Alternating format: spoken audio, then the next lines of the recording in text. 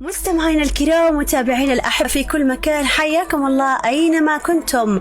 وها أنا أطلع عليكم مرة أخرى سمية سمير بالإعداد والتقديم، مع مدحت صالح من الهندسة الصوتية والإخراج السمعي والمرئي من منبر المحبة والعطاء، عدنية FM 88.9، وبحلقة جديدة ومميزة ومع فراشتنا الجميلة ونجمة السناب والتواصل الإعلامي وقنبلة التواصل الإعلامي نسميها، من كتر عفويتها وجمالها وحلاوتها وابتسامتها الجذابة، وأيضا الحب الكبير اللي الناس بتحبها فيه. ولأنها في عدن لازم نستغل هذا الوضع ونجيبها ونتعرف عليها، وهي النجمة الجميلة المتألقة دائما، أصغر ماما في الوسط، ماما هديل مانع. حبيبي نبدأ ليش والله. حبيبي كيفك؟ الحمد لله تمام. حبيت أنا ماما هديل أصغر ماما، صح؟ كيف استوعبت إني إمامة أصلا؟ ربي يحفظك يا هديل، منورة طبعا عدن. شكرا على المقدمة الجميلة هذه. لا والله قد من القلب طبعا، أنا ما أجاملش، أنا من القلب أخرجه ثاني واضح من خلف اللوكيشن. الله يسعدك. فالجميل طبعا بهديل اللي بيعرفهاش عن قرب، يمكن أنا كنت ما أعرفهاش لكن في لقاء سابق لنا، هديل اللي متواجدة في الشاشة وفي التواصل الاجتماعي هي هديل، هي شخصيتها العفوية المرحة العنفوانية الجميلة. فبالتالي اليوم حابين نتعرف عليها، وكنا حابين إنه ننبش ونخرج حاجات، بس ما طلعناش وقت، ما طلعناش فرصة، ولكن برضو أنا عارفة إنه ما شاء الله بتعطي ما بتسكتش وما بتخبيش حاجة، متأكدة إن شاء الله. إن شاء الله. هديل مانع طبعا الكل عارف إنه أنت الآن في عدن معك أعمال وإلى آخره، موفقة إن شاء الله. إن شاء الله. إن شاء الله. أنا في برنامجي ممكن نتعرف، ما ليش دخل بالأعمال، ما ليش دخل بهديل الفنانة، لي دخل بهديل الإنسان. عادي كلمته مني في بتقول لي هدية الإنسان، هو ده يعني زي منشاد لي دونك الناس شوية. يا لا أنت أحسن معي يعني أول واحد يقدر. حبيبي نبدأ. طيب يا هديل مانع، ممكن اسمك كامل؟ هديل عبد الستار محسن مانع. يا هلا. وأخذتي هديل مانع على اللقب اللي هو اسم فني وقصير. أيوة اسم فني وقصير. جميل، يعني في عقل فني من زمان. كيف مسوقة اللبس من زمان. في حس فني كبير إذا. أكيد. حقيقي. هديل مواليد كم؟ 99 2010. 99 لسه شو أصغر ماما يعني الآن 24 وشهور 24 3 شهور. الحمد لله يا رب. أنت من البنات اللي بتقول لا ما أقولش عمري العمر، لا الحرمات سألوهاش على عمري. لا أنا قصيرة يعني مهما كبرت يعني بكون بنفس العمر. يعني ما تهمش عمرك، أي حد يسألك مش مشكلة. لا أكيد. هديل ساكنة في صنعاء صح؟ لا أنا مستقرة بمصر الآن. الآن بمصر. يا إن شاء الله أشغال وإلى آخر في مصر الآن. إن شاء الله كامل. إن شاء الله موفقة يا رب. هديل طبعا منفصلة وعندك كرم عمره 4 سنوات. القمر مش كرم، القمر ربي يحفظه. آمين يا رب. كم عمره؟ 4 سنوات ونص. ما شاء الله. مغلبك ولا إيش الوضع؟ يعني كل الأطفال كذا بنفس السن يعني. لا بحكم إنك شقاوة زيادة. أيوة وهو دلاعة وكذا. هو كان متربي عند أمي أكثر يعني، صح إن إحنا عايشين سوا، بس أنا بحكم شغلي كنت أروح بالليل مش متداخلة مع كلام قوي. بس لما سافرت لمصر اكتشفت مسؤولية وحياة جديدة وكل شيء يعني. كنت واصل في البيت أكل أشرب أوديها الروضة كل شيء ما أسوي يلعب معه، خلاص يعني تغيرت حياتي تماما. أنا أقول لك إن هذه السنة أنا بقيت أم مش لما ولدته. الآن يعني حسيتي بالمسؤولية الكبيرة أكثر، لأنه أمي كانت بصنعاء وأنا بمصر، حسيت بالمسؤولية أكثر وقربت من ولدي أكثر. بس حلوة إنك تقربي من ولدك جدا، بدأت إنه الأولاد لما يكبروا بتتعبي جدا. الله يعينك. لا بيكون سند لي إن شاء الله. أكيد هو من ناحية سند، ولكن الولد أول ما يكبر يبدأ يتمرد أبوه ليش كده ويشوف نفسه ودخل على قلبي زي العسل إن شاء الله. الله يديمه يا رب. هديل عندك أخوات؟ عندي أخوان من نبي 3 وعندي 3 أخوات من نبي. ما شاء الله. وأنتي نمبر كم منهم؟ أنا الكبيرة. أنت فرحتها بالأولى. ربي يديمها. هديل طبعا حابين نتعرف عليك أكثر وعن مجالات كثيرة أنت خضتيها، أو نقدر نقول محطات كثيرة أنت يمكن خضتيها في حياتك، ولكن بتكون بي ماشي الحبوب هذا. اختار. يلا نبشي واختاري. طبعا الورقة فيها أكثر من سؤال تكون، فأنت خليك على سؤال عشان إذا ما فهمتش الخط. إيش كان نفسي؟ لا الخط حلو. إيش كان نفسك تطلع أنت وأنت صغير؟ دكتورة. كان نفسك هذا حلم الكل. دكتورة إيش بالضبط؟ مش عارف، بس كان دكتورة فقط يعني. كنت أحب اللبس الأبيض اللي هو لبكوس. اشتريتي اللعب دي حق زمان؟ غلبت ما كثير، كنت عايشة الدور، كنت أحبها كذا. بس لما كبرت ودخلت المدرسة أكثر ودخلت المسرح والغناء وكذا قلت لا شكون فنانة، غيرت على طول. عرفتي أكثر إيش أنت تنتمي لفين وإيش هي مواهب؟ أيوة، واحد يكتشف نفسه مع الأيام يعني. زائد إنه هناك في المدرسة كانوا يشوفوني إنه هديل مقبولة جدا وشخصية حلوة، فلما ندخل مكان تشوف الناس تلتفت وكذا، لا تنفع تكون ممثلة، تنفع تكون فنانة. أيوة، عندها لفت النظر. بالضبط. جميل. إيش كانت طموحاتك وهل حققتيها ولو بعضها؟ شوفي، الإنسان كل ما يكبر كل ما يتغير حلمه وطموحاته تتغير، خلاص يعني عقليته تتغير، ينضج خلاص. فمع الوقت الأحلام تتغير. بس إنه أنا كان عندي كلمة أقولها زمان إنه أنا بكون أكثر شخص مثير للاهتمام. حرفيا أنا حققتها هذه فعلا. رغم الجدل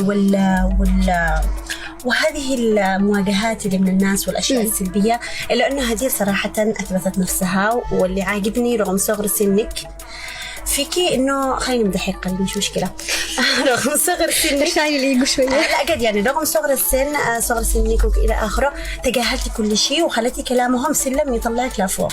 فهذا نادرا ما تلاقيها في بعض الأشخاص، خصوصا بالوسط الإعلامي والوسط. شوفي، هم يحسبون إنه إحنا ما نتأثرش. أو في كومنت مرة قريته إنه في هديل ربل، الناس تتكلم لها سنتين وهي مواصلة، تحسها ربل. هو مش قصة ربل يعني. واحد لما يكون مركز على حلمه وشايف الهدف قدامه، ما عاد يلفتوش الناس اللي خلاص جالسة تحارب. ولا أنا شايف هدف بوصل له وبعدي على كل حاجة.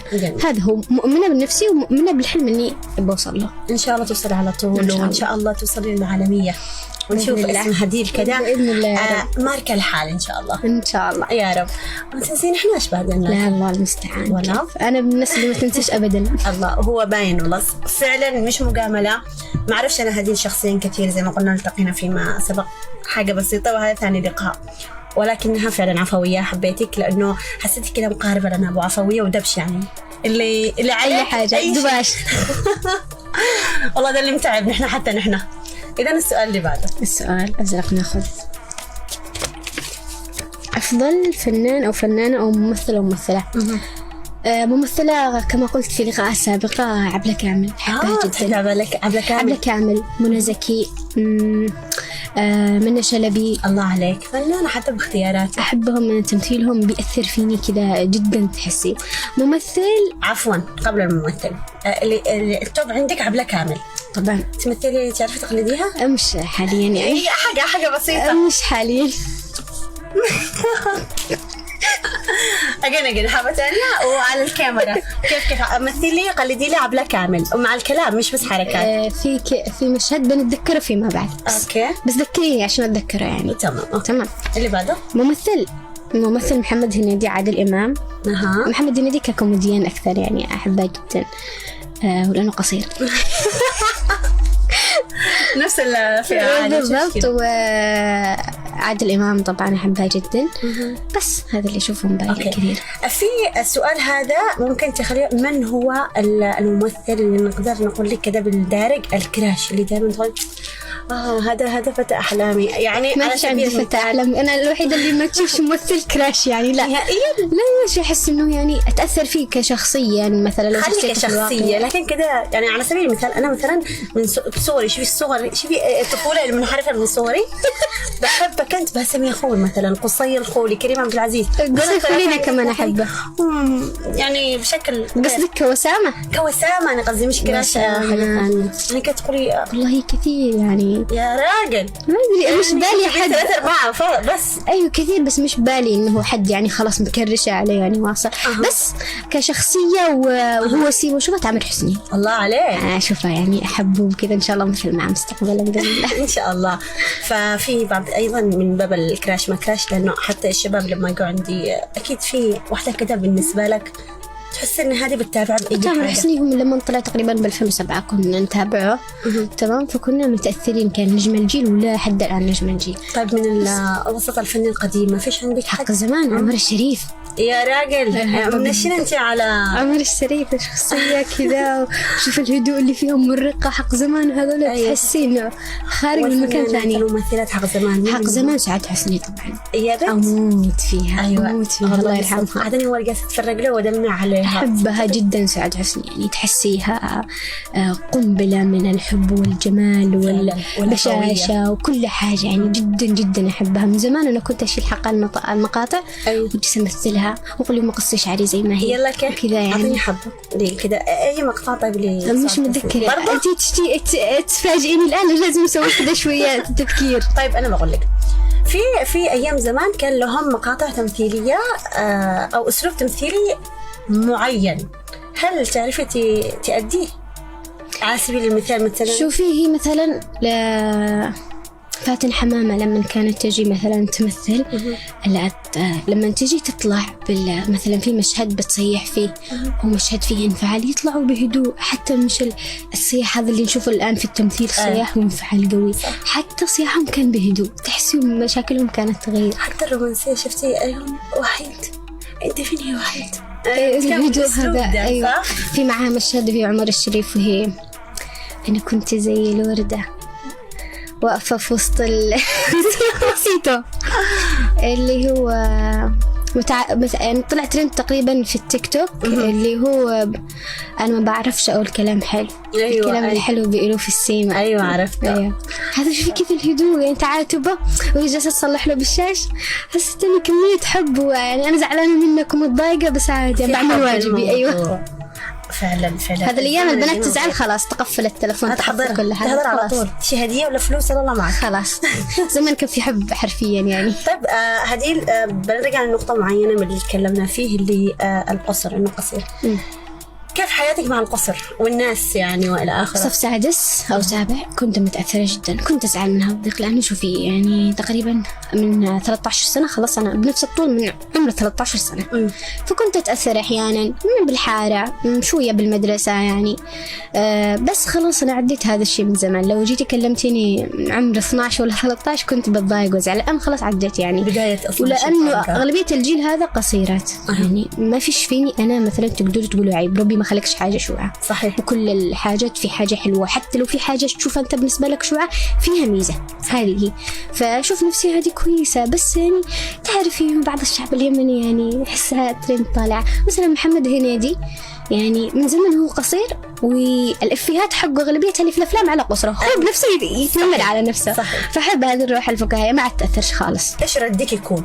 أفيدك قصيرة يا ربعة أي قزومة عادي ابتسم مضحك، ما أعطيلش رد.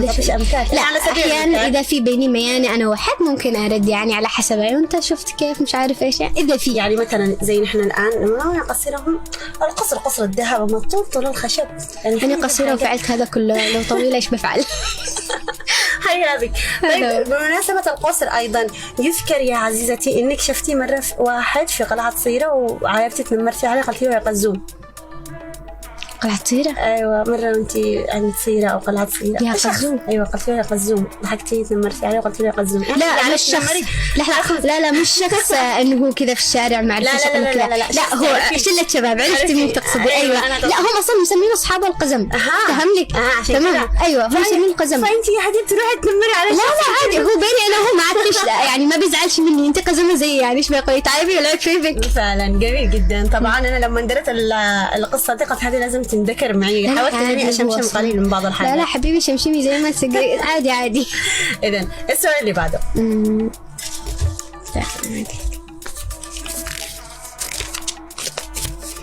أفضل أكل لك وحلويات. حلويات ما أحبش كثير يعني، بس إنه أحب البسبوسة اللي أنا أصلحها. الحلويات أحبش الحلويات، أحب الحمضيات أكثر. جدا جميل. والحاجات الحارة جدا سبايسي فح عندنا اسمها. أحب أصحاب صنعاء أحبها جدا. أفضل أكلة لي كبسة وعصيدة. كبسة دجاج حق أصحاب خرمكسر وعصيدة زربيان. نقاله مضغوط، إنك تدوري مضغوط دائما. المضغوط أيوة اللي هو اسمه بيت المضغوط. أيوة أحبه. أول ما وصلت ثاني يوم رحت أخذ مضغوط. إيش الحب والرز بشكل عام أحبه، يعني أي حاجة فيها رز أحبها. والعصيدة حقنا حق أصحاب والعصيدة حق كعز. إيش فيها؟ لا فهميني أنا ما فهمش بالعصيدة. العصيدة عندنا بتجي معلوطة كذا حق أصحابي بصل أسود وكذا، موضوع طويل يعني برجع أحكي لكم. لا لازم نروح نشوف مفاتيح. والعصيدة حق أصحاب تعز اللي تجيب حلقة. لا مش وصف، أحب اللي بالحلقة. أيوة أحب العصيدة بشكل عام، ما بقول لك برجر وكذا عشان نشوفه. لا من يوم يومي، لا أنا من يوم يومي أحب الأكلات اللي هي في البيت الشعبية كذا، أحبها جدا. بك والله جميل. أيوة. رغم شوفوا عشان تعرفوا إنه الإنسان المشهور مش لازم يكون كيوت ومظاهر، والله عادي ممكن حتى يجلس بالأرض ياكل. مالك يا حبيبي، رسول كان يجلس بالأرض، ايش علي أنا؟ فاهم لك؟ لا لازم الكيوت يكون يعني. لا هم ماخذين ممكن نظرة إنه خلاص مشهورة بات تاكل بشوكة تاكل. لا أنا بالعكس أنا أحب الحاجة العادية جدا. على فكرة هو بس أحيانا المكان يحكم إنك تاكلي بالطريقة اللي أنت فيها، يعني المكان يحكم. في بلاد العور عور عينك، فيقول لك هذا هو خلاص. لا جيتوا أهل القرية عور عينك معاهم فعلا. السؤال اللي بعده، أكل ما أحبوش، مش ما أحبوش، ما أكلش اللحمة، مش ما أحبها يعني ما تاكليهاش. ما أكلهاش، بس يعني مش عارف أنا ما أكلش اللحمة، لكن لو هي لحمة مفرومة الدقة اللي بالسمبوسة وكذا عادي، فيها خضروات وكذا عادي أكل، بس اللحمة نفسها أنا ما أكلهاش. موفر الحمد لله. لو حد بيعزمك يا جماعة، لو حد بيعزمها عادي يعني. عاد أنا كنت معزومة اليوم على فكرة يعني. السؤال اللي بعده، إيش أفضل أغنية عندك؟ اللي دايما تمس هديل. شخصية عنيدة حق أصالة. مش صعبة أخلي اللي أنا بتمناه. إيش مكتوب تحت هاشتاج؟ سمعينا صوتك يا جميل. سمعنا صوتك يا جميل. وفي أنا جامدة ومش بخاف حق بلقيس اللي هي ألف روح. يلا. مش صعبة أخلي اللي أنا بتمناه يبقى حقيقة، وأنا لازم أكون واثقة في إحساسي في كل دقيقة، وهيجي اليوم وهحقق حلمي بأي طريقة. خلاص. برافو. بس أفضل أغنية عندي حرفيا من زمان خلاص حسك تقليره. الله يا ناس، يعني تجيب حاجات أحبها جدا من زمان. أعطيني أنا أمزق على الأغنية دي كتير. إيش اسمها صوتي بصدى؟ يلا سمعها يا مدحت بصدى، والله المفروض من أول. يلا مدحت بدلعك معلي. يلا تمام. خلاص حسيت تقلي روح رايح وعقيدك، أنا مليت وما عاد فيش معي قلق الفضيلك، خلاص حسك تقلي روح راعي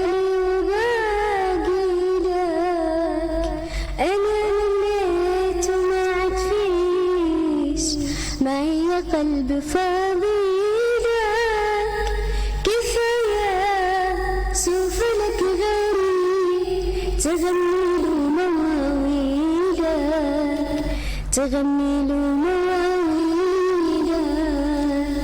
برغم اني معك ضحيت وبات الدنيا من شانك، وعنك عمري ما استغنيت تجازيني وعدك تحسب عاد إن القلب فاضيلك، وعادك تحسب عاد إن القلب فاضيلك، كفاية سوف لك غيري تغني له مواويلك، تغني له مواويلك. يا عيني الله، عندك حس على فكرة بالغناء، تحب الغناء كثير. أنا من زمان كنت المنشدة حق المدرسة، يعني أي منشدة هذه تطلع حق رقد الوزان والحركات وديما في الشارع من زمان كذا يعني. طيب ما فكرتيش إنك تدخلي مجال الغناء وتقتحميه يعني؟ أنا دخلت ب2020، أنا داخلة مجال الغناء يعني قبل ما أدخل التمثيل. فتدربت مع الأستاذ أمجد فقير الله يذكره بالخير، وعمو رشيد، والأستاذ حمزة الهويش. دربت كثير يعني فوكاليس، سولفيج، دربت المقامات الصوتية، كنت أروح بالاستوديو أسجل أغاني وكذا. تمام. بس يعني المجال هذا هو حلو وجميل جدا، بس هذيك الفترة يعني كان في كل الشباب الجداد اللي على الساحة داخلين. فأنا ضعت بينهم يعني، لأنهم في ناس متمكنة كثير يعني. أنا مش متمكنة بس أنا أحب أغني، صوتي حلو، في صوت في حس، ولكن مش التمكن. بس أنا متأكدة إني إذا درسته يعني بغطيهم كلهم إن شاء الله. لا في حس صراحة. في حس جدا. هذه الأغنية أحبها لأني جلست أدرب عليها كثير، وكنت بخلي حد يعني يسوي لي موسيقى عليها وكذا عشان أغنيها. بس يعني رجعت دخلت من الغناء، خرجت للموديل. بعدين انعرض علي ربيع المخاض. ومن هنا حبيت التمثيل خلاص. حسيت إن أنا حبيت التمثيل جدا. فظيعة جدا. فإيش أكتر حركة شهرنيك إيش يعني؟ كل الناس هذه الحركة حبوها، وهي أصلا بالواقع أنا سويتها يعني كلنا نسويها. وانت جبتيها عفوية عشان كذا الناس حسوا بالعفوية بالموضوع. بالضبط. فحسوا هنا هذه شخصية هديل رغم أنها المكسورة، ولكن هذيك الزوجة الأولى اللي مسكينة هي كانت مكتوبة في النص مكسورة وضيقة وكذا، بس أنا حليت الشخصية. حبيت إنك أضفتي شخصيتك الحلوة فيه. شخصيتي هديل نفسها خرجت في مسك فعلا. وإن شاء الله دي السنة يعني بتخرج شخصيتي. إن شاء الله. جميل. نحن منتظرين رمضان ونشوف بإذن الله. بإذن الله. هي نفسها شخصيتي اللي بالواقع، بس على حاجة زيادة. يلا منتظرين. لا تحرقش المفاجأة يا هديل. بإذن الله. بإذن الله. السؤال اللي بعده جاهزة؟ اخترنا أخضر كلها. ليش ما غيرتي الألوان؟ أنت اللي غير. لا والله غيرت، بس في أسئلة عن أسئلة تختلف. أفضل مدرس أو مدرسة؟ طيب قبل ما تقولي لي أنت فين درستي؟ اسم المدارس في أي منطقة؟ أنا درست كثير. درست بأول مدرسة التربوية، بثاني وثالث مدرسة الفجر في صنعاء. أيوة. في رابع درست ببابل، خامس ب22 مايو، سادس بالوئام، بعدين من سابع لتاسع بمدرسة الفاروق حكومية. ومن أول ثانوي لثاني ثانوي درست بالشهيد الأحمر، وثالث ثانوي درست بدجلة الأهلية. إيش ده؟ 7 المدهش ما شاء الله. لا أمي على حسب أمي كانت تحول مدارس، فكانت تنقلني معها. أمي مدرسة. أمي مدرسة لغة عربية. ربي يعطيها العافية طبعا. جميلة صراحة. أنا التقينا فيها آخر مرة، وربي يحفظها لك. بإذن الله لازم تلتقي بها ثاني مرة وثالث مرة ورابع. ليش لا؟ أتمنى، لأنه قد ما شاء الله روحها برضو حلوة. عشان كده أنا طلعت ريحة حلوة من أمي. ولو أكيد. طيب من المدرس المفضل كان لك خلال حياتك الدراسية كاملة؟ كثير نقابات مدرسين بس أذكر لحد الآن. في حد كده يجلس معلق معك؟ مدرس الأستاذ ناصر الخراز. إيش مدرسك؟ تربية إسلامية. بصف 5 درسني. ما أدري كيف كذا كنت انتظر الحصة حقه أنبسط يعني. الأستاذ يعني حنين كذا تحسي أب يعني. أحب الأستاذ ناصر، أوجه له تحية لو هو بيسمعني. إن شاء الله يسمعك وتوصل له التحية، وإذا ما سمع نحناش إن شاء الله في ناس تتابع الحلقة ويعطيها التحيات. مدرسة رغم أني أكره الرياضيات بس كنت أحب طريقتها في التدريس، أستاذة ميسونة تويتي في مدرسة الفاروق. درستني 7 و8 9 تقريبا. ما شاء الله. طيب نجي للمدرس اللي ما تحبيهمش كنتي أو ما تطيقش إنك تحضري لهم. إيش المدرسين؟ ما مش إنه ما أطقش أحد يعني. في حين أقول لك أنا مش تقولي قدي عصبي، هذا ما يفهمش، هذا كذا هذا كذا. ما كانش لك حد معين تذكريه؟ خلاص كنت أشوف عادي يعني. مش من الناس اللي تكره وتهرب وكذا. أهرب إذا باكل. أيوة جميل. لكن يهرب عشان المدرس لا. طيب المواد اللي بتحبيها واللي بتكرهيها، إيش أكثر مادة كنت شاطرة فيها وإيش أكثر مادة كنت بتحبيها؟ لغة عربية عشان من مدرسة لغة عربية كنت شاطرة فيها. إيش كمان؟ المواد اللي تحبي، اللي ما تحبيهاش واللي تحبيها. الأحياء. أحب الأحياء والعربي. اللي ما أحبهاش الرياضيات يعني.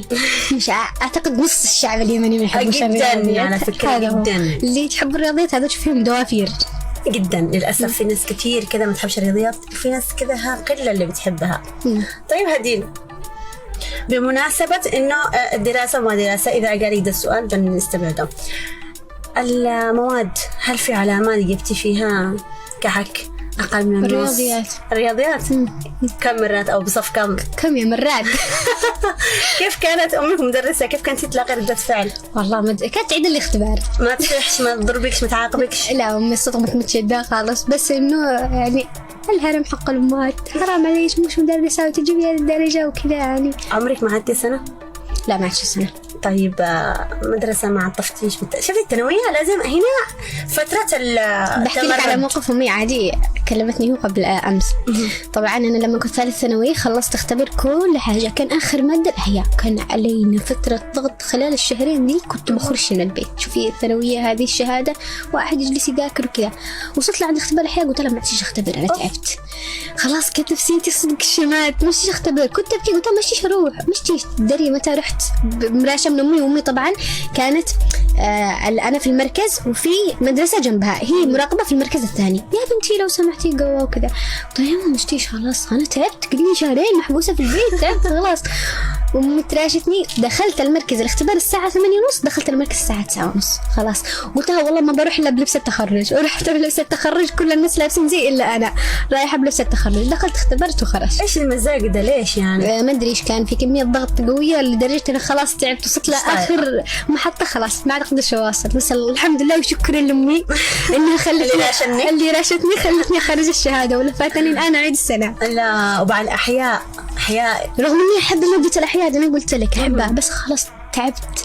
شوفي الضغط كان كبير. الضغط أيوة فعلا يوصلك لمرحلة الانفكاك. أيوة خلاص قلت عادي خليه درسها. وكانت تقولي معي نجحوا، قلت عادي خليها كعكة. قالت لي ما بالشهادة ما بيكونش فيه نجاح. يوم خلاص تعبت خلاص، كل يوم أذاكر كل يوم. كانت فترة انفراد بالذات الأمهات وهم مدرسات، يعني تلاقي دائما زوم مسوية. أيوة صح. هدي كده وتتابع المدرسين، وما تقدريش تكذبي عليها بدرجة، ما تقدريش تعملي أي حاجة، اتصال تحل كل شيء. صحيح. يعني ما فيش يوم من الأيام مع تفتح حصة من الحصص، يعني في على سبيل المثال زي إحنا وفي ناس كثير كانت في حصص ما حبهاش أو ما نحبهاش، نحاول نحن تحت الدرج قش. أنا عطف لما أنا أكون جاوعة أشتي أكل في حصة الحصة الرابعة مثلا، وأنا مع الراحة تكون أشتي أكل كذا مثلا، أشتي أجلس مع بنات، أتعرف على بنات جديدة لأننا اجتماعي جدا، أروح الفصل الثاني وكذا. لكني عشان المدرس نفسه لا أتخبى تحت الماسة مثلا. يعني لما يكون عندنا حصتين ورا بعض هذه أتخبى تحت الماسة خلاص، يعني أزعقة عشان تأكلي أنتي كذا. أيوة تقضي وقت حلو. هذا. ومرة حصل لي موقف، يعني هو كان معنا تقريبا حصتين ورا بعض اجتماعيات. وأمي هي مدرسة في مدرسة ثانية من الثلاث الحصص الأولى في مدرسة الثانية، وبعدين ترجع عندي درس من الرابعة للسابعة. فدخلت فين بنتي بعد الراحة، هدي مش موجودة، ما جتش اليوم. البنات كذبين، أنا موجودة بس الأستاذ مش دارية. أيوة متخبية تحت. هذيك فيني إلا اديت بنتي. وأمي اعتقد خرجت لها تحت المسا هو ذا. قلت لها هنا ليش علي تاتي؟ قلت لها حصتين وكذا، عيب عليش الأستاذة هذه. والأستاذة رجعت استحيت من رجع اعتذر وأنا آسف والله كنت فاضعة وزعلانة، بس خلاص عدت على خير. يعني برضه في شقاوة كان في الموضوع. لا هو أنا شقية جدا، يعني اللي يعرف هذه بالمدارس هذه أكيد شقية. طيب في الجامعة عندي درست جامعة ولا لا؟ درست جامعة سنة أولى ونص من السنة الثانية في العلوم التكنولوجيا. علوم التكنولوجيا. إدارة أعمال. كان في شقاوة؟ شوية. لا كذا شوية. لا كنت سيريس الصدق يعني اهتميتي في الكلية؟ ايوه كنت، لأن أنا دخلت جامعة متأخرة، يعني كانت الظروف المادية ما تسمح ليش إن أنا أدخل جامعة. يعني بعد ما خلصت أنا خرجت 17-18. متى دخلت جامعة؟ ب2022 لا 2021. فالظروف ما كانش سامحت لي، فدخلت متأخرة. كنت حابة الدراسة جاية عشان أدرس، يعني كنت حابة جدا. وخرجتي؟ بعدين حرض علي مسلسل ربيع المخاء وسافرت. بعد لما رجعت أكمل بعد ربيع المخاء الشهرة ما سمحت ليش، والإعلانات كذا ما قدرت أفوت. فكريش إنك تدخلي مجال يكون خفيف حبوب بالنهاية؟ أنا الآن إن شاء الله بسجل في أكاديمية الفنون المسرحية بإذن الله. في مصر. أيوة المجال اللي أنا أحبه. يعني يعني في حد بيمتهن المهنة بشهادة، وبعدين بكون كأول طالبة يمنية تسجل في الفنون المسرحية، يعني كتمثيل ممثلة. مش أيوة. في ناس مسجلين ناقد إخراج، بس كممثلة بنت ما قد سجلت. أنا بكون أول واحدة إن شاء الله. موفقة يا هدير، أنا فرحانة صراحة. تشوفيني عربية إن شاء الله. وبنفس الوقت حلو إن الموضوع ده يعتبر سبق في عدن، يعني نحن الأولين تقريبا، أول جهة أول حد بيعرف، يعني أول جهة إعلامية. نعم إنه هدير إن شاء الله بتسجل في معهد الفنون والمسرح في مصر. في مصر إن شاء الله. موفقة يا رب إن شاء الله، تسهل عليك الإجراءات يا رب إن شاء الله يا رب. إن شاء الله. وبعدين تقول يا نهار أسود وملون، يا نهار أسود وملون. إذن إيه اللي بعده؟ اللي بعده أكثر مسلسل كرتوني أحد الأصدقاء. طيب حلو. اللي بعده شخصية الكرتونية المفضلة تلتبيز. تنكي ديبسي لا لا وو. طيب أنا بذكرك مدام إنك جيتي بحكيتي تلتبيز وكذا، إيش أكثر حاجة شدنك في تلتبيز؟ لما كان حد يطلع هذه يكون الصوت ولا هم؟ لما يطلع لا يطلع الصوت. أين تلتبيز؟ أين تلتبيز؟ والشمس هذيك الطفلة، تخيلي هذيك البنت الطفلة قد معها ولد. ما شاء الله. أيوة. إلا هذيك كنيسة. أيوة اللي كانت تاخذ أي. كنت أحس نشتي أروح العالم حقهم هذا كذا. أيوة زي أنا كنت أقول لماما جيب إحنا جاهز زي الشمس. أزعل. وفي فلة ومش فلة ولا قزام السبعة، مسلسل فلة هذيك اللي مع ورود مش عارف إيش اسمها. لا مش لا مش عارفة عفوا. مش متذكر بس أنت أكيد تتذكريها. روز فلة سبستون يعني. هي بسبستون بس نسينا اسمها. أيه نسيتها. الأخير غني شعرة أطفالك المفضل. عهد الأصدقاء. عليه عهد الأصدقاء واللي نزل فيه أيضا فيديو من قبل صح؟ أيوة شفنا عليك. معلش يا مدحت صدى مدحت. احنا صدى بنغني عهد الأصدقاء. يلا.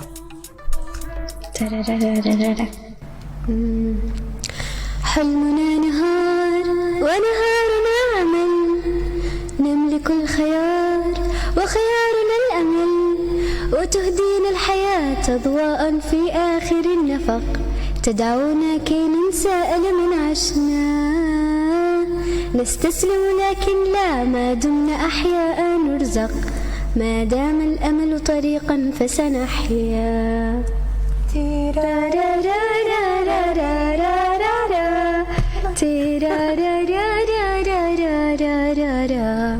بيننا صديق لا يعرف الخجل.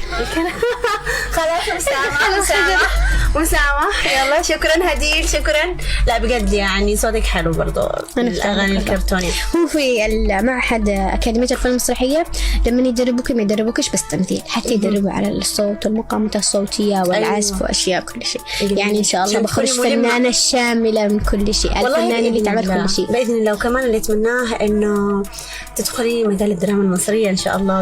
إن شاء الله قريب يعني في حاجة بس يعني ما بنصرح إن شاء الله. لا تصرحيش وإنما إن شاء الله داري على شمعتك تأدي يا بلدي يا ولدي. وأنا لساني شمعتي كل الناس عارفين بها، شفتي يجي طفوهم. لا إن شاء الله تتوفقي يا رب. إن شاء الله تضلي شمعة منورة على طول يا رب بإذن الله يا رب. بإذن الله. السؤال اللي بعده قربنا على الانتهاء تخافيش يعني. لا عادي مستمتعة جدا الحمد لله. لو رجع فيك الزمن إيش اللي ممكن تسويه عشان تغيري أو تزيلي من حياتك؟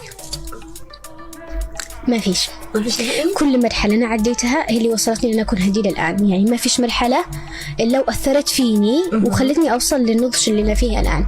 ما فيش حاجة يعني أنا تعلمت، ما فيش حد بيتعلم ببلاش. أنا تعلمت من المواقف والحاجات اللي مريت بها، ما فيش حاجة تغير بها خالص. حتى لو رجع بي الزمن بعيد نفس الحاجات عشان أوصل لهذا الشيء. جميل حلو. السؤال اللي بعده الشغل مش عيب، ممكن تحكي لنا إيش الأشغال اللي اشتغلتيها وكم كان أول أجر لك؟ أنا خلصت 18 سنة، كنت البنت المدلعة يعني إلى عمر 18. بعدين لما تزوجت وانفصلت إيش اشتغلت إيش؟ كنت أصلح كفرات حق التلفون. حلو. كنت أحب يعني جدا جميل. يعجبني. اشتغلت برضو ودي الحاجات الأشياء. أيوة كنت أجمع مثلا أيوب طارش، محمد سعد، عبد الله الفنانين اليمن كلهم القدام، وأفعل على كرتوني وأفعل العبارات حقهم الأغاني. خلاص حسك تقول لي روح وكذا. يعني كنت عندك مشروع بسيط. أيوة وإطارات مثلا. ليش أنا دائما أدعم المشاريع هذه؟ لأنه أحس إنه أجز حاسة كيف بيتعب. حسيت أو عشتي هذا الشيء. يعني كنت أبيع إطارات اللي هو جمع فيها صور مثلا المتزوجين وكذا، يعني يدها ويده وهم في العرس وذا، واروح اوصلها لهم. والله اني كنت اركب باص عشان اروح اوصل لهم، فكنت انبسط واحس متعه. حتى لو هي اللي استلمت 6000 عادي ما عنديش مشكله، بس احس مبسوطه بهذا يعني الشيء. تمارسي الشيء اللي انت تحبيه. هذا هو. كمان اشتغلت سكرتاريه في معهد فتره تقريبا شهرين، سكرتارية في معهد. إيش كمان؟ بس هذه الحاجة اللي اشتغلتي فيما بعد. انتقلتي للمجال الفني. انتقلت سكرتارية وبعدين انتقلت علشان درست معهد، يعني معهد يالي درست إنجليزي، وكنت خلص موقف ما قدرش بازي من هذا وهذا. كم أول أجر لك اللي لقيتيها؟ إحنا نتكلم على المشروع. أول حاجة كم أول حاجة لقيتيها من مشروعك تقريبا؟ فهي تكون الفرحة الأولى. 12. كيف كان إحساسك أول ما شفتك مع 12 وكانت 600 حق المواصلات رايح جاي 3 باصات راجع 3 باصات جاي. كنت مبسوطة جدا يعني. جمعت واحد بعدين فوقها وكنت أروح أدفع حالي الرسم حق المعهد. حتى مش تتغير كده تحس إنك أحس إنه أنا بزنس مراد على مدار كده خلاص تحسي إنه يعني. حتى لما رحت قلت لأمي أمي تدفع لي حق المعهد وتعال عادي أنا بيجي لي شغل يعني مرة ومرتين 3 بروح أدفع حق المعهد كنت انتظر الأسبوع الثالث لأنه التسجيل ب 22,500 وجبنا فوق الفلوس عشان أروح أدفع. الله عليك. ففعلا الراتب أو الأجر الأول هو اللي يحسسك خصوصا من تعبي. كنت أسهر طوال الليل كده الغرفة هذه كلها أوراق والصور وكذا وأصلح مش عارف. كنت أحب جدا يعني. مش ناوية كده تستمري مش كمشروع لنفسك أو لحاجات معينة كهدايا؟ هل استمريتي فيها ولو لغرض هذه اللي استمرت فيها تقريبا 6 أو 7 شهور هذه وبعدين وقفت خلاص. بس إنه ممكن أصلح مشروع قريب يعني خاص لي وكذا بس مش نفس الفكرة خالص. بس إنه أي حد بيجي يجيب لي كفر أو حاجة التفاصيل عن الهدايا اللي هي ورقية أعشقها جدا. لو تجي تخيريني بين آيفون وهدايا ورقية بقول لك لا الهدية الورقية أشوف هذه يعني. لا بس حلو إنك ما زلت متمسكة بحاجة أنت محبها جدا. ودائما هذه المشاريع لما حد تجي تكلمني بنت ولا ولد انشرها مجانا ما عادي يعني. أحب أحس تفاصيل هذه واحد متعوب عليها ويركب ويسوي. حلو. إذن يا جماعة اللي معه مشروع خصوصا بهذا المجال تعالوا على عيني وراسي والله على عيني وراسي إن شاء الله. اللي بعده أخضر. في عدن واليمن في معاني جين كثير في عدة مجالات. خليها معانا. من تفضل منهم؟ يعني إحنا دائما معانا موهوبين معانا مبدعين معانا فنانين. فبحكم إنه عندنا هنا في اليمن يمنيين هنسلم على اليمنيين في اليمن. بحكم إنه هنا في اليمن يعني خلينا إحنا نقول بصراحة أنا مشاهير كثير زي ما نقول خلينا بصراحة نقول إنه دائما طبيعنا ما تحبش طبيعتنا وكذا. فلما نيجي نقول من الناس المشهورين في المجال الفني أو المبدعين في المجال الفني الإعلامي الاجتماعي أيا كان بتفضل أو بتحب أو أنت معجب بشغله وإلى آخره أقول لك دائما أصحاب برا. نادرا لما نذكر حد من وسط المحلي. أنت كهديل شايفة في حد إنه في مجال أو في اليمن فيه. أيوة شايفاها إنه هذا نمبر 1 عندنا في اليمن يعتبر سالي حمادة. أنا أشوفها تكلمت كثير في لقاءات إنه سالي حمادة وشروق محمد أحبهم جدا جدا يعني كممثلين. أنا لما تنقلب الشاشة على سالي أو شروق جلست مطننة أشوف كيف يعني تحبي كثير جدا أحبهم. أيوه هذا هو. طيب الفنانين محمد قحطان. أيوه محمد قحطان يعني هو من زمان. الجدد هل عندك بنات أو شباب؟ أشواق علي فنانة بصراحة. كشباب في كثير بس حاليا أنا اللي دائما شوفي هم كلهم حبايبنا كلهم مبدعين ولكن أحيانا كل شخص له ميول لشخص معين إنه هذا في حتة كده مبدعة. طيب في المجال الآخر كإعلام كمصور كأشياء أخرى هل عندك حد؟ كإعلام فنان كإعلام كمذيع كمقدم كموديل كمصور كثير والله من كثر ما عندكش حد معين؟ لا ما فيش يعني. بس إنه شوفي مثلا في واحدة محتواها كويس يعني على اليوتيوب اسمها العنود عارف. العنود صديقتنا ولا زميلتنا؟ صراحة أنا أشوفها هذه ممثلة ناجحة جدا كويسة. في واحد برضو كنت أشوفه له مع بعض الناس القريب مني فيديوهات بس مش متذكرة اسمه للأسف ولا محتوى جدا جميل. تحية طبعا لكل الشباب المبدعين معنا وللأسف الأوضاع ما سمحت لهمش إنهم يظهروا بذاك الشكل. أيضا أي حد ناجح وسط اليمن تمام يعني لما يجي يخرج الخارج ويشوف إنه في أنت واحد في منك مليون عادي صح. بس وسط اليمن إنك تنجح هذا صعب يعني صحيح. جدا جدا. بس إنهم بيثبتوا نفسهم هذه طريقة مختلفة جدا فعلا صحيح. إذن السؤال اللي بعده من صديق طفولتي نقول من صف 7 مثلا 6 أذكره شماسنا فين في صنعاء. أيوة هي في صنعاء. هي مواجدة حاليا موجودة بصنعاء ولحد الآن أتواصل معها. تحية لك ذكرى I love you من عدنية FM برضه حبيبي. صديقي المفضل حاليا اللي دايما بتروح لعنده وكل ما تكوني في ضيقة أو في فرحة صديقة على ما قد ما هي أخت زينب عامر. لا هي عايشة بأندونيسيا وهي برضه منسقة حقي يعني حق الإعلانات وكل شيء. جميل تمام. بس على قد ما هي أخت واحتوتني بأشياء كثير وكل ما بضايقة ماليش نفسي أرد على الناس هي برضه ماسكة صفحاتي بالسوشيال ميديا وكل شيء. أخت وصديقة وكل حاجة. تحية لك كمان يا زينب. تحية لزينب أيضا. نبدأ لها. صندوقي الأسود. من صندوقك الأسود ما حد عنده أسرارك أو حاجاتك وكذا حاجة معينة؟ ما فيش أسرار، أنا عندي كده نهائيا ماشي، ما فيش حد ما عندوش أسرار يا هدي. يعني مثلا تقولي إنه مش ذيك الأسرار اللي ما تنقلش، يعني الحاجات اللي مثلا أمر بفترة ضعف وانكسار وكذا. أيوة هذا يعتبر صندوق أسود. أنا في أشياء لنفسي أنا مش قادرة أقولها لأي حد، بس في شخص معين أدري إنه هو بيكون ستر وغطاء لي، فبروح لعنده دائما ألقى له بعد الله طبعا، بعد ربنا، بعد نقدر نقول يعني أمي يعني أسجل لها تسجيلات صوتي وأنا أصيح وأبكي وأجنن. أمي وبرضه يعني زينب، ربي يحفظهم لك يا رب إن شاء الله، وديما المحبة بينكم الصحبة. آمين يا رب. معني مش أتكلم عن زينب عشان لا تخرب الأسباق بيننا، لأن كل ما أتكلم على حاجة تخرب. لا قاعد ربي يديمها بينكم يا رب على طول. آمين يا رب. آمين. السؤال اللي بعده، مد يدك الآن يعني حبة بحبة. لا أنتي على يدك على اختيارك. تعبت أنا دايرة نعضك بس معلش، أنا كل ما يجي حد عندي كده قبلك واحد كان بيضربني.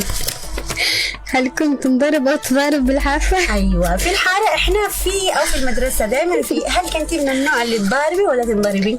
أضارب. تضاربي. عيال ولا بنات؟ عيال وبنات. يا ناس سلمي يا هدين.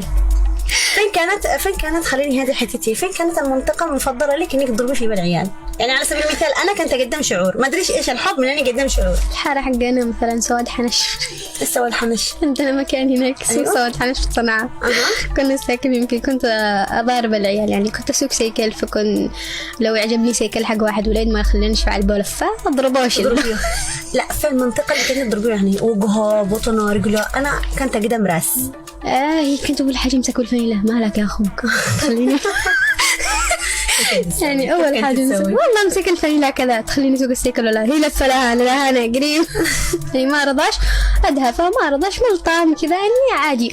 وفي مرة مش نقول آخر مرة بس مذكرتها كثير، ضربت واحد ولد وأنا عمري صف ثامن، كان أصغر مني، بس للأسف إنه كان في جدار فاصل بين إحنا والجيران، هو طلع من فوق الجدار وإحنا جالسين في الحوش أنا والبنات شعبانية تقريبا. أخذ بول الجمل ورجمني بشعري. أملا عشان أصلح لك شعرك مليح. لا شعري كان مليح مش داعي. فأنا إيش انهرت يعني بول الجمل. إيش ذا، تخيلي لفت على حارتين ونجري بعد وصلت لعنده وسط الحارة.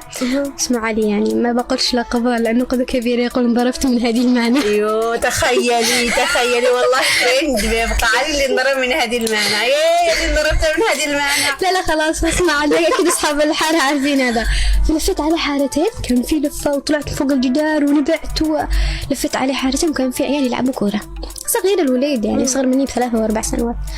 مسكته هنا ايوه ليش تجي فوقي حقي، ليش تجي فوقي بين الجمل، ايش اللي صنف لك، قسم بالله لا قلت لك والله لفرتك والصيف مش عارف ايش.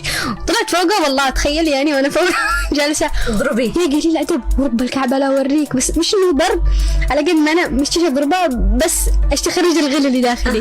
كان اخوي الكبير واقف وكذا ما لا ايش فيك، تاخذ قال لي ادب رجل فوقي قسم بالله لا ارويك من عيوني واكلم امك واكلم ابوك، ابوك كان مطوع ومش عارف ايش وكذا. فأنا مشيت والعيال بحارة انضربت منادي. ايش انت تتكلمي يعني ايش يا براسك ايش من لقطة تذكروا لقطات فيلم ابو علي حق كريم عبد العزيز. ايوه البنت سوكا او هي هو مزاجي كده هو مزاجي كده وهي ضاربة الجهال مدري ليش. قال انت تتكلمي انك انت كده بنفس انا ضربت يعني صراحة كنت متضايقة جدا. ولما خرجت انا بس من الدائرة حق العيال وهم يلعبوا كورة هم صيحوا ضربتك هديل يا ضربت هديل بس الله يذكرهم بالخير دحين قد رجال خلاص لك يا علي اللي تعال حقك يا علي. السؤال اللي بعده يقول السؤال بكل صراحة إيش أكثر شيء أخاف منه؟ طبعا قبل ما تروحي كذا ولا كذا ولا يروح بالك السؤال مش مثالي. السؤال عفوي أكثر. أنا لحد الآن مش مثالية معك. لا مفتهم لك الموت ولا انفصال. لا أنا قصدي إيش الحاجة اللي تخاف منها مثلا الضلمة الفوبيا اللي أنت فيه صفاف اللي هي صراصير اللي هو الحنشان الغدرة الجن. إيش خوفك إيش نقاط ضعفك بدي الحاجات مثلا عندك فوبيا معينة؟ ما فيش نهائيا. تتكلمي قلت أنت جالسة تقولي جن فوبيا صراصير لا كله ده عادي يعني عادي. الكلاب ممكن مش ممكن أكيد أنت عندك فوبيا من الكلاب. أخاف الكلاب يعني لو أكون ماشي في الشارع وفي 2 كلب عادي ممكن أروح أنام عند حد ثاني عشان ما أعديش من الشارع ده مش مشكلة بس. طيب إيش الحاجة اللي الآن نرجع للمثالية الحاجة اللي أنت بتخافي منها مثلا؟ ضعف ضعف الشخصية ولا ضعف إيش؟ ضعف شخصي. أكره إنه يعني أحس نفسي ضعيفة وأخاف إني أكون ضعيفة، لأنه أنا مصدر قوة لنفسي، أمي، ابني، عائلتي، فلو ضعفت أنا بضيع بعدي ناس ملان. فأكره الضعف فيني. يعني أنا مريت بفترة بمصر يعني كانت فترة ضعف كثير، فما كنتش قادرة أكون معينة لا لنفسي ولا اللي حواليني. فأنا أكره الضعف جدا يعني. إن شاء الله ربي يديم عليك القوة يا رب، وتكوني سند لنفسك أولا ولأهلك ولابنك بالأصح. إن شاء الله فيما بعد يبقى لك سند إن شاء الله يا رب. آمين. طيب في خلال تعاملك مع الناس إيش اللي بتكرهيه أكثر شيء من الناس في تعاملك معهم؟ يعني على سبيل المثال في ناس بتكره المنافقة، المجاملة، فينا النفاق عفوا، الاستشراف. يا ست الناس المستشرفة اللي جيت تستشرف عليها. أيوة والله. كلنا مليانين بالسيئة. صحيح. كلنا عندنا غلط ملان، بس لا تجيش أنت تقول أنا أفضل منك وعملته كذا. يعني أنت ربي ستر عليك، غيرك ما سترش عليك. لا تجيش تستشرف على غيرك وتسوي نفسك أنك شخص عظيم. ولا أكره الاستشراف بطريقة غير عادية، لأنه يعني لولا ستر الله علينا إنه فاتحنا الآن عريانين قدام الناس ما نقدرش نمشي ولا نشوف لحد أصلا ولا نحط عيوننا بعيون بعض. صحيح فعلا. هو الاستشراف بالذات نقدر نقول للناس اللي مسلط عليهم الضوء أكثر شيء، أو الناس المعروفة في السوشيال ميديا والإعلام، حتى في الحياة. ولكن عادة الزائد اللي هو الناس اللي معروفة أكثر شيء، الناس المستشرفة كثيرة عليهم، فبالتالي يكونوا هم مليانين. يعني مثلا إنه أنت عادك الآن مثلا إنك الآن بتخطئي بحاجة، أنا مريت بنفس الخطأ تمام، بس الآن قدمي كويسة بطلت الخطأ. أنا بجي كهدي أقول لك يا سمية أنصحك بيني أنا وأنتي. تمام سمية شوفي أنا قد مريت بهذه الفترة والصدق هذا الغلط اللي أنت تشوفيه مش كويس وكذا، لكن أجي أقول لك لا أنا أتمنى أن أنت تكوني أفضل، لأنه صراحة هذا الشيء مش كويس ومش عارف إيش. يعني أجيب لك مش بطريقة ود ونصيحة، على ما هي طريقة إنه أقول لك شوفي أنا أحسن منك. لا أنا أكره الناس اللي كذا. تعال انصحني، حط عينك في عيني، تعال كلمني عادي مش مشكلة بيني أنا وأنت، لكنك تجي تستشرف قدام الناس وتسوي نفسك إنك محترم. أنا أكره هذا الشيء جدا يعني. لا خالص، ربي ستر عليك وهداك، الله يسترني عليها ويهديني فيما بعد. تعال كلمني لين نفسي. فعلا صحيح كلامك والله. هي عين العقل، يعني صغيرة باللسان لكن كبيرة في الدماغ. يعني الناس للأسف تشوف دي اللي هي كده دائما عفوية، هو ليش احنا بننتظر البرامج هذه عشان تقولك لا بس مش عارفين انه في عقل في. ايوه انا اقول لك ليش احنا ننتظر البرامج هذه، وانا احب لما حد يستضيفني في برامج لانه تسلط الضوء على هديل، شخصية هديل. يعني مش الشخصية اللي يشوفها في السوشيال ميديا، الموديل اللي تطلع تقلد الترندات وهذا، لا شخصية هديل بالواقع شيء ثاني يعني. نعم صحيح هذا. فعلا دائما الظاهر غير اللي باطن. اذا نروح لبقية الأسئلة اللي خلصت. هل كنت مضربة البيت وكنت شقي؟ إيش؟ أو شقية تاء مربوطة. أيوة. مضربة البيت ما كانش يضربك؟ كانوا لا كانوا كلهم يحبوني يدلعوني. لا ما فيش يوم لحظة أوكي حلو خلينا نزول لسؤال ثاني. ما فيش يوم حصل كذا ضرب أو عقاب معين كنتي بتخافي عليه وما زال معلق عندك في الرأس إلى هذا اليوم؟ ما سويتش حاجة انضربتي عليه وعلق معاكي؟ لا ما فيش. يعني كل حاجة أنا كنت ارتكبها صح، بس مرة أتذكر خالي علقني من ذاني كذا، كان طويل ومسكني من ذاني وعلقني. ليش سويتي؟ مش عارفة يعني، قال لي ما طلعيش السطح، ما أتذكرش بس أتذكر ذاني وكانت حمراء. بس إيش أكثر عقاب كنتي بتخافي منه في المدرسة وفي البيت؟ يعني عند أمك مثلا، عند الوالدة، في البيت مثلا. على سبيل المثال أنا كنت بخاف من البسباس. يعني الصراحة أمي والله ما عاقبتنيش هذه العقابات ولا حزام يعني. ولا بيب ولا عصا خالص يعني بالعكس والله أمي طيبة. بس أنا كنت أخاف من صياح أخوالي، يعني رجوا صيحة وكذا يعني أخاف. يعني لو قالت لي بكلم خالتي كذا أقول خلاص يعني تخافي. تمام. طيب في المدرسة إيش العقاب اللي كنت بتخافي؟ ولا مرة انضربت أنا بيدي مرة واحدة بس. أمي يعني قالت لهم ما تضربوش هذه وكذا، تعالوا كلموني وأنا بتفاهم. بس أنا صراحة ولا مرة انضربت بالعقاب. ما كنتش تخافي من الضرب هذه ولا هذه وطلعوا ونزلوا؟ ما في مرة تعاقبت فيها كذا. على قد ما أنا كنت مشاغبة يعني نهايتها يطردوني من الفصل. عادي طردوني بس يعني الجولة سياحية في الساحة. جميل. السؤال اللي بعده، وبقي نحن سؤالين ونخلص السؤال هذا. ممكن تذكر لنا صفاتك السلبية؟ أني متسرعة وإني عصبية. عصبية وإيش؟ ومتسرعة. عندك تسرع كثير بتصرفاتك تندمي عليها يعني؟ ايوه ارجع اقول يا ربي ليش عملت هذا الشخص، ليش كذا فعلت، ليش سويت كذا، بعدين اقول لي خلاص عايجي يموت يعني، ابرر لنفسي. بس العصبيه هذه انا اكرهها في العصبيه الى اي مدى انت عصبيه؟ يعني عصبية جدا عصبية. لا عديت المرحلة، كنت زمان في أيام المراهقة بس أنا عمري 24 سنة كبيرة ناضجة راشدة ولا بس ماما. أيوة خلاص يعني زمان أيوة كنت أكسر وكذا وإيش ليش وذا. مع ولدك في عصبية؟ أيوة في عصبية، ما نقولش إنه أقول لك أن الأم المثالية، إحنا علينا ضغوطات يعني بنحاول إن إحنا نكون التربية الإيجابية اللي جالسين نتكلم عليها نكون كويسين وكذا، بس حين توصلي في مرحلة في الضغط خلاص ما عاد فيش يعني تنفجري. بس أرجع أقول له يا ماما أنا آسف أنا مريت فترة يعني مش كويسة وكذا، وهو يقول لي سهل يا ماما. حلو إنه لسه عنده التربية الإيجابية. أيوة. طيب صفاتك الإيجابية إيش هي؟ أكيد أنت عندك، عارفة نفسك. أمدح نفسك يا ماما. إيش يعني؟ الإيجابية إيش نقول؟ كريمة. حلو. يعني متعاونة جدا. مرحة تواضع. أعطيك يعني من عندك. أعطيك اللي سمعته واللي أنا شايفه. أيوة هذا هو. بس إنه أشوف نفسي ما أحبش حد قريب مني يكون زعلانة وفي ضيقة وأنا ما أقدرش إني أكون بيدي حاجة وما أقدرش أساعده، هذه أشوفها أكثر حاجة فيني يعني. جميل حلو. صاحبه جدعة يعني توقفي. إيه طبعا. راكد. الناس تعرفني من دون شيء القريب مني. هديل تتخور كثير بالأكل. هديل أكالة جدا. أكالة. أحب الأكل أنا في مكان ما بيجيبوا ليش أكل فيه بكره الناس اللي فيه والمكان هذا. هديل حشاشة. من قبل إيش؟ يعني قبل الشهرة وكذا، بس حاليا لا، عندي كم شخص ممكن أحش معه لكن على المدى البعيد وكذا لا، تصرفاتي محسوبة. متنمرة؟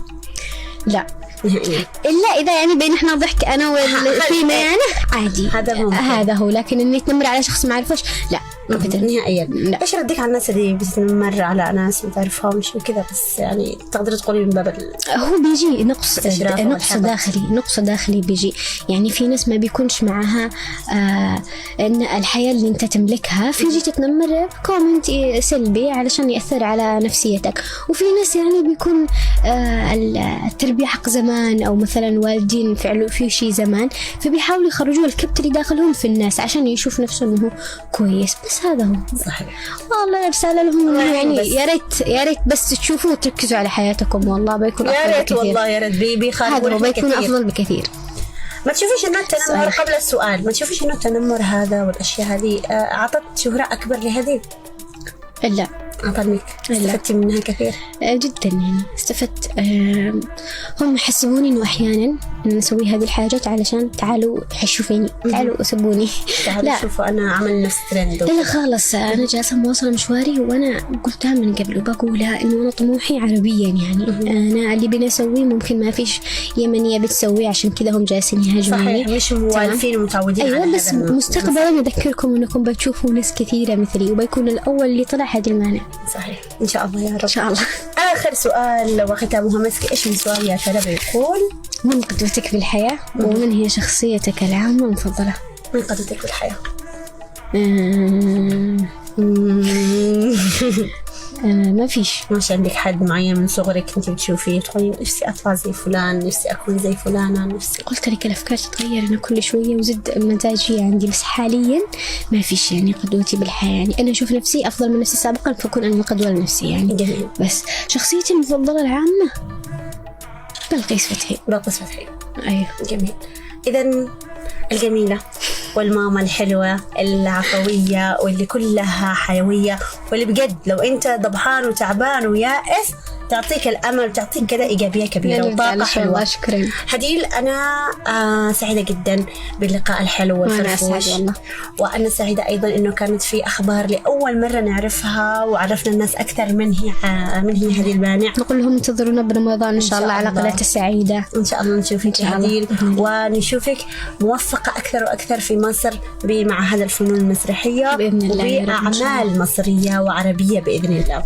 إن شاء الله بإذن الله. ونقول لكم مستمعينا الكرام متابعينا الأحبة، للأسف الشديد خلص وقت برنامجنا وحلقة اليوم الحلوة المميزة جدا مع الجميلة وأصغر ماما في الوسط ماما هديل مانع. ونقول لكم انتظروني إن شاء الله بحلقة جديدة في ممكن نتعرف الموسم الثاني مع يسمية سمير ومدحت صالح. السلامة. نعم I love you.